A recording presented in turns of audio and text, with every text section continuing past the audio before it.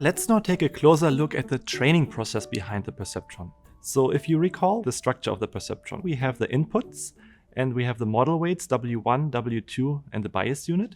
Together we use them to compute the weighted sum. When we have the weighted sum, we apply a threshold to determine then the class labels, which are the outputs of the perceptron. In this case, the orange triangle or the blue diamond. Now the big question is, how does the perceptron actually learn the model parameters, the values W1, W2 and B? So first of all, we need a training data set to train our perceptron and to learn these model parameters. So here I'm showing you a two-dimensional data set where we have two feature variables, x1 and x2. And we also have the class labels, and usually for the class labels we use the letter y to denote the class label variable. In this case we have a binary classification data set where we have class labels 0 and 1. Just to illustrate how the table on the left relates to the plot I'm showing you on the right, so the first entry here in this table would correspond to the highlighted point here in the plot. So this would be the first training example. Note that we will use the letter X to refer to these training examples. Note that we are also using the superscript here to denote which training example it is. So here we are using superscript 1 to refer to the first training example in our dataset. And for each training example we have two measurements, x1 and x2. So for the feature index we use a subscript. So here x subscript 1 and x subscript 2 refer to the features. So just to recap, we use superscripts to refer to the training data index. So this is the row in our dataset, which training example we are looking at. And we use the subscript to refer to the feature indices. Now let's take a look at the second training example.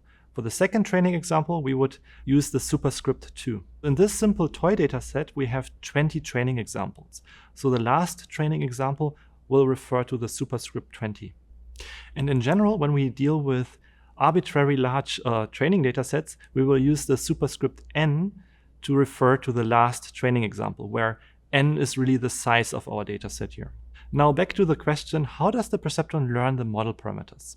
First, we defined the training data set that we need to train the perceptron. The second step is to initialize the model weights and the bias unit.